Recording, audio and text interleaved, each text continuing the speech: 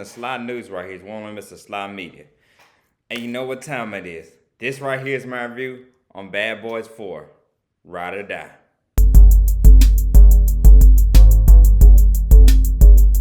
So, I said I was going to talk about this movie. I liked it. I enjoyed it. I said I was going to do my review on this movie.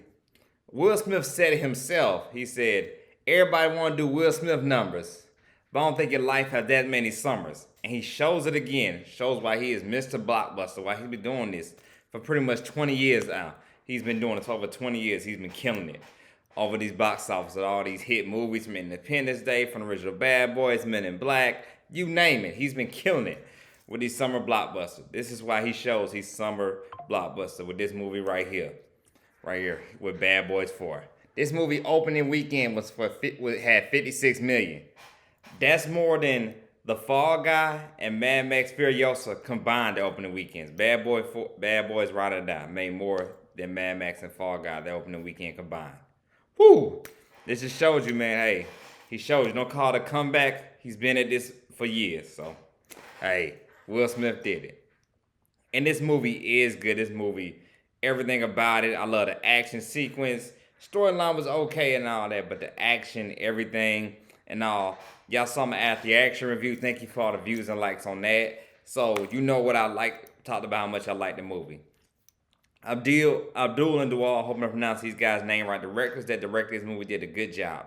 And they're rumored to supposed to be directing Spider-Man 4.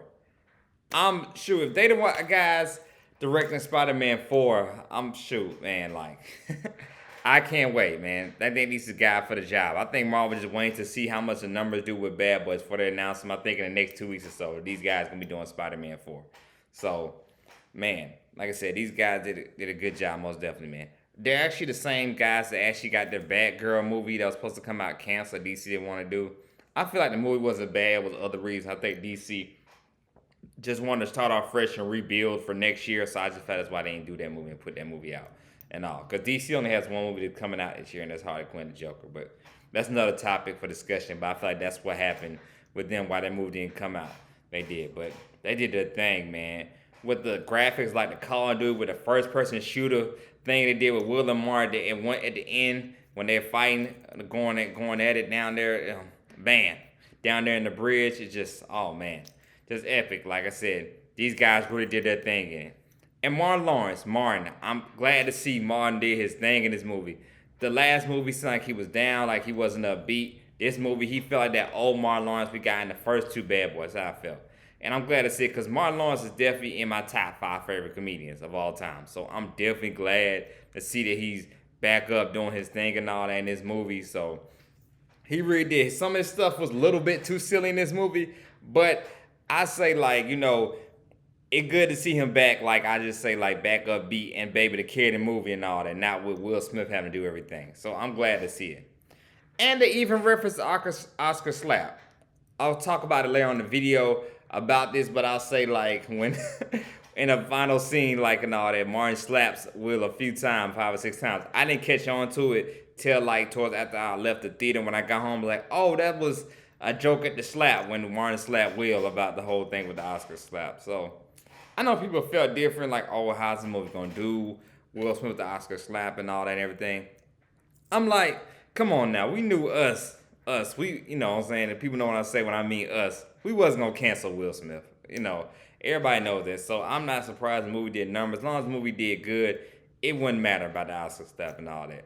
So, regardless of what some people, of course, negative had to say about it and how I feel some type of way about that situation and all that, I knew if the movie was good, people weren't gonna care about that slap no more, and it showed. So, man, oh man, like, yeah.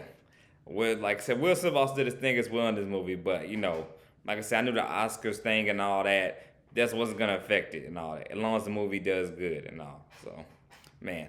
So, I'll start off with the story of the movie. The movie pretty much starts off in the beginning, as we see kind of in the trailer where they're at the gas station and all that and everything. And actually, they don't actually show in this scene. One guy does try to rob the gas station and everything like that, but Martin and Will is Mike Lowry, well, I should say Mike Lowry and Marcus easily take him out very easily and all that and everything. And it starts off with Mike Lowry's character getting married. He's finally walking down the aisle, getting married and all.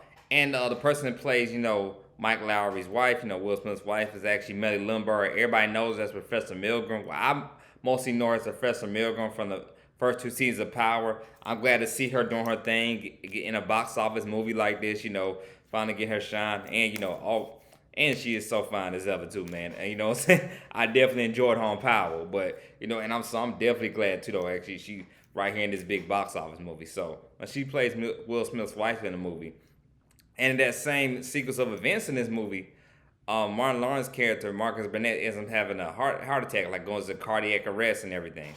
And when he's going through this, he's going through the motions. Everything happened in the first few movies and all. So when that happens and all that, he has a new meaning on life. He becomes more of the wild one, more rambunctious, getting into stuff and all. That's why some people say maybe he's a little bit too silly because how he is and all that. But like I said, it's good to see Martin Lawrence back in that form, back in that feel like I'm Def Comedy Jam Martin. I feel like that's Blue Streak Martin. That's feel like national security Martin Lawrence and all that. Or what's the worst that can happen with him and Danny Vito, that movie. A lot of people don't know about that one with Martin Lawrence. So I feel like he was like that with being silly. So and all. So I liked and enjoyed it. So that's what he's going through now with this. Feel like he had this new meaning of life. So he's trying to just enjoy himself and all that. But his wife's not having me on them sweets and them sugar either, which he doesn't like at all. That's why a lot of the scenes in one action scene where like he pretty much, see the Skittles popping out when in the shootout. He tries to taste them and taste the fruit punch and all that. I thought it was a funny scene, lovable scene, man, as well and all that. Funny, man. That's also in that scene too is John Sally as well. His character gets killed, but John Sally does come back in this film. Remember he was in the first two, he wasn't in the last one, but he comes back for this one. So I know. And pretty much Will Smith's character Mike Lowry, he's dealing with PTSD when getting shot at. Remember he was shot by his son, almost losing life, so he's very paranoid and all that. And that actually kind of I'm jumping for him going all around with this movie and all that. But that goes in one scene, in one of the final battles where like they're in the shootout and he has to take a guy out and Marcus is just slapping around. That's what the Oscar slap is about and everything like that. When they reference Oscar slap, when Marcus has to slap him out of it and all that, tells Mike, "Yo, get your stuff together. Ain't nothing wrong with being the big bad wolf. You be the big bad wolf." That's what that scene to talk about. You see that scene in the trailer, but that's what that is when he slaps him and all that and everything. Slaps some sense into him, says stop being PTSD, because that's what he's dealing with, PTSD. And I'm glad they're referencing that age because Will Smith will be 56 later on this year. He's 55 right now. Martin Lawrence, I think, is 57, 58, I believe. So it's glad they're matching their age with the story to letting the characters grow, showing they're dealing with older kind of stuff older people go through, PTSD, cardiac arrest, having a heart attack. So I like that. So I definitely liked it and feel like, that's good for that. They're showing these characters, showing their age and all that. So the storyline of the movie, like I said, the storyline is not as big, but I always say Bad Boys and Fast and the Furious type movies, we don't watch them for the storyline, for the plot point. We just like the action. We don't care about the plot point or anything. That we care about the action. So the storyline is typical storyline. It's this guy that works for the cartel named Banneker. He's pretty much trying to set Detective Howard up. Pretty much not. Oh my goodness. I hope I'm saying his name right too. I forgot Detective Howard's name. Boom.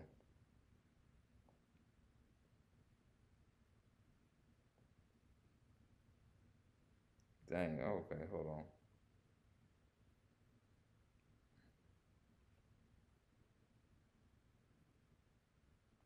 Boom. I'm sorry about that, y'all. Hold on right quick. And then Howard. Yes, I want to make sure I say his name right, Howard. I wanted to make sure that, yes, Detective Howard. Pretty much, Banneker sets up Detective Howard. Captain Howard, I should say. He's a captain, Captain Howard up by using his name to make it seem like he was sick, he worked for the cartel and all that. And that's what Howard's trying to tell him, like, hey, man, like, to warning them, saying how I've been framed, I've been set up, and all that. So long story short, that's exactly why to get his name cleared, Mike has to go to his dad, go to his son Ahmad, and break him out of prison and all. And it starts off just this big action, big everything, just showing like how they're trying to escape from the cartel, trying to clear Howard's name, and also big thing. And Ian Grofer, the guy from the Fantastic Four movies, which a lot of people don't like. I like him because they're an important part of my childhood. They came out when I was a little kid, both of them, so I like him a lot. His character is this other dirty guy that's with the cartel too, with Banneker that's a mayor as well that's married to Rhea. So, oh my God, I forget. I gotta remember all these characters' name. I bet I'm trying to remember all these characters' name in the movie. Boom, making sure I'm saying her name right. Rita, yes, Captain Rita. Making sure Captain Rita. He's married to her, and she gets set up thinking play pretty much thinking it's the dude of her life and everything. She finna marry, but turns out he's dirty as well. Which, like I said, we all knew it from the plot and everything. We just kind of figured, hey, yeah, this guy's bad. Like we already knew from the get go when you first saw this movie. Oh, he's in it. He's probably the villain.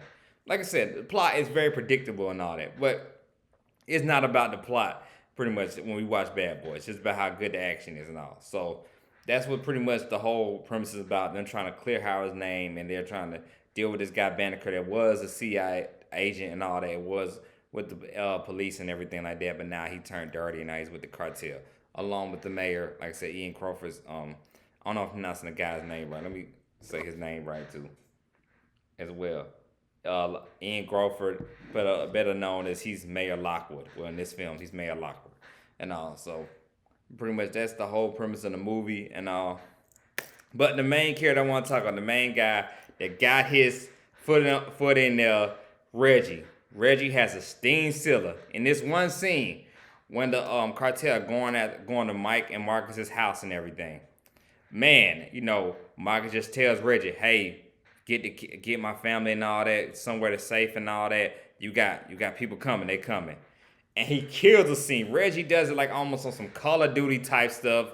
Man, the audience just loved it. And by the way, too, this is the biggest audience I've seen in a film since I went to go see Avengers Endgame, and that was 5 years ago. That showed you how much why this movie did numbers, how everybody loved Bad Boys. But everybody was just cheering and applauding for the character Reggie. Felt like when Cap picked up his shield in Avengers Endgame. That's exactly how this felt when Reggie came in there. Exactly that's how it felt, man. Like when he came in there, he just took all these guys out. Took 15 guys out. This straight up Call of Duty type stuff, man. Wow. And the actor whose real name is Dennis, I remember he did an interview with Comedy Hype I saw a few weeks ago and all that. If you ever check out, want to learn about any actresses and actors from the 90s and nostalgia you see all growing up, tune to Comedy Hype on YouTube. Like they give you info about all those actors and actresses and all and everything. But he did an interview with them and he was saying how after Bad Boys 2 happened, he really didn't get a lot of film. A lot of gigs and everything like that. He didn't get a lot of work and all that and everything. So he was happy when they called him up back in for Bad Boys 3 and all and everything. And he just remember when he found out the script for Bad Boys 4, which Will Smith talked about in the interview as well. He did on Carmel Anthony's podcast. He was telling him, telling the actor, yeah, you got to train like this and all that. And if you do this, you will have the best summer of your life. You train within these 3 months. And everybody's talking about Reggie. Everybody's talking about his scene. Everybody's killing. Everybody's talking about they got to do a spinoff with his character and along with Will Smith's son's character, Amado. Amado and Reggie got to be on a spinoff together. They got to do it like Bad Boys, how Fast and the Furious did with Hobbs and Shaw. They got to do a spinoff with them. And, man, I'm all down for it. However you want to do a story to somehow get them together or something like that. Because in the end, we see, Amado, once he ends up saving Detective Howard's daughter, a granddaughter, I should say, and all that and everything. Because she's still, the mom is very mad and very upset because, she feels, he is responsible for killing. He did kill her father. Not responsible. He did. He killed her father and all that. But the end, it was kind of like a perfect send-off, perfectly written, in this end of this movie, he ends up saving Detective Howard's granddaughter and all that, and she ends up kind of pretty much forgiving him and all that. But he ends up going away to Amado and everything. So I can see a storyline where something happens with the cartel, something like that.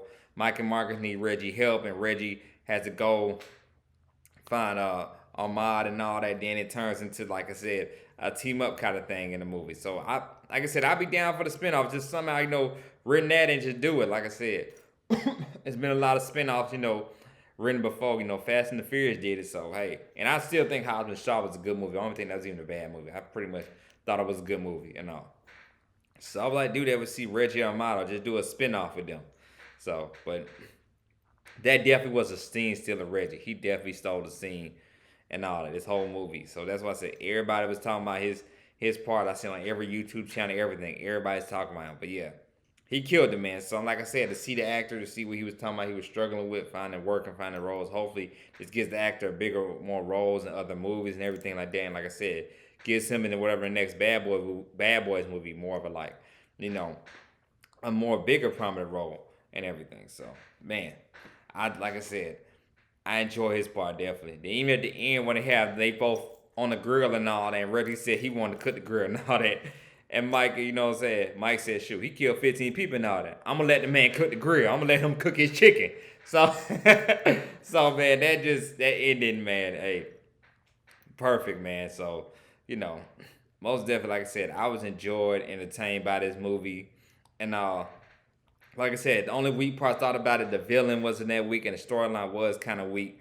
But still, I say again, this still is a good movie. My favorite movie I've seen so far this year. I still say I put it as my second favorite. Bad Boys One to me is always gonna be my favorite out of all of them, cause pretty much that was prime Martin Lawrence. This was Martin Lawrence was at his high point when he was at his best.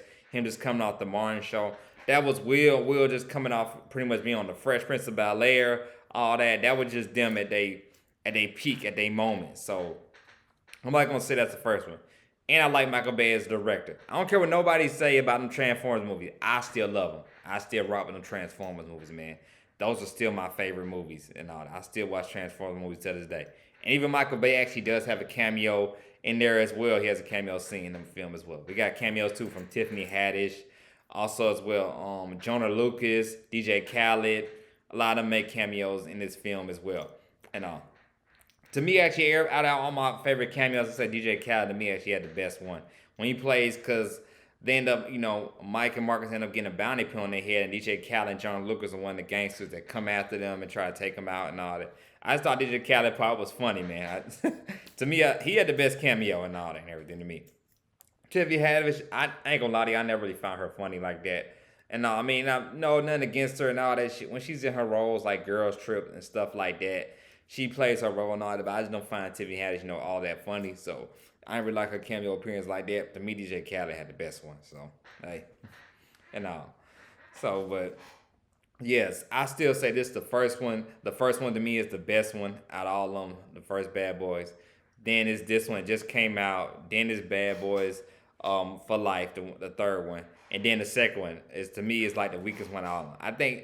I know I like Michael Bay as a director, like I said, but I just don't. I feel like that second one just kind of a little bit too much and all that and everything. I don't know. The second one just didn't have the same feels and the same energy to me as like the first one did and all that. But these last two they came out with, boy, I mean, man, booming. Like I said, the new directors they got, man, I'm fingers crossed, man. Hopefully they're guys directing Spider-Man. Cause you see right here, I'm a big Spider-Man fan. You look at my background, so I hope these are the guys directing Spider-Man 4, man. I hope so. No, because they've been doing a good job with this Bad Boy franchise. So overall, I give this movie. I really give movies 10 out of 10. I'm not giving it 10 out of 10. I give it definitely a 9 out of 10. Definitely 9 out of 10. I must see it at the box office. I must see the movie at the theaters. Definitely got to go see it at the theaters to enjoy just everything, the audience and all that reaction to it. So you definitely got to see this movie on the big screen. Favorite movie I've seen so far this summer. I feel like out of every movie that's coming out this summer, the only movie that can top it maybe is Deadpool for me. That's it. When Deadpool 3 comes out, it's the only movie that might be able to top Bad Boys for me. But other than that, this is the best movie I've seen so far this year and the summer blockbuster for movies. So Will Smith does it again, shows who he is, and he's number one at the box office once again with Bad Boys. 56 million is opening weekend, man. So like I always said, if you like the content, please don't hesitate to hit like subscribe button. This is Sly News right on Mr. Sly Media. Stay tuned. I got more videos coming. Like any big thing news is happening, I'm definitely gonna drop a review on everything like that. Appreciate our love and support. Y'all been showing me these past few months definitely for Sly News on here and everything like that. Like I said, got the content keep coming. Y'all be blessed. Have a good night. This is Sly News, Mr. Sly Media right here. Y'all be blessed.